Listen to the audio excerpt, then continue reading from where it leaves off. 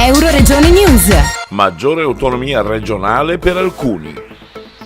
Mauro Piazza, commissario speciale autonomia e riordino delle autonomie locali in Lombardia, ha partecipato all'incontro voluto a Udine dal presidente del Consiglio regionale del Friuli Venezia Giulia, Piero Mauro Zanin, e dalla vicepresidente dell'Assemblea lombarda, Francesca Brianza. Regione Lombardia, prima parlavamo di specialità, ha una specialità tutta particolare, che è quella del residuo fiscale. Regione Lombardia è quella che ha il residuo fiscale più alto in tutta Italia, ma direi in tutta Europa, perché parliamo di oltre 54 miliardi. Il residuo fiscale è la differenza sostanzialmente tra quello che Regione Lombardia versa allo Stato e quello che le rientra in termini di servizi, di trasferimenti. Il nostro purtroppo è un saldo negativo di 54 miliardi.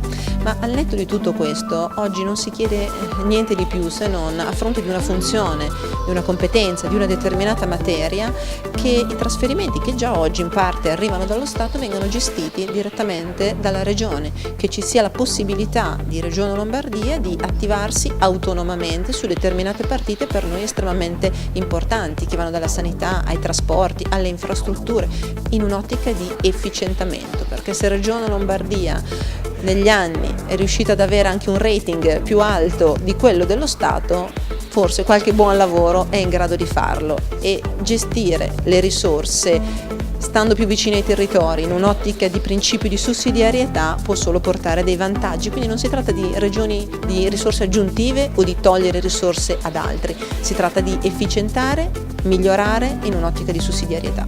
Che questo processo di maggiore autonomia delle regioni sia qualcosa che può mettere in moto un meccanismo di cui trae beneficio tutto l'intero paese, nel senso che noi sostanzialmente non stiamo chiedendo maggiori risorse, ma stiamo chiedendo competenze e funzioni con le risorse che già attualmente spende lo Stato centrale per svolgerle sui nostri territori. Noi crediamo che con quelle stesse risorse si possano fare meglio queste competenze. Noi credo che in Lombardia abbiamo dato dimostrazione di aver gestito bene alcune delle competenze che lo Stato centrale ci ha dato, e quindi pensiamo di poter, estendere questo metodo anche su altre competenze. Quindi sostanzialmente si tratterebbe, credo, di un beneficio, perché dimostreremmo che amministrazioni locali come le regioni, laddove sono chiamate a gestire con responsabilità le proprie risorse, lo fanno in maniera più efficiente, più efficace e anche economicamente migliore.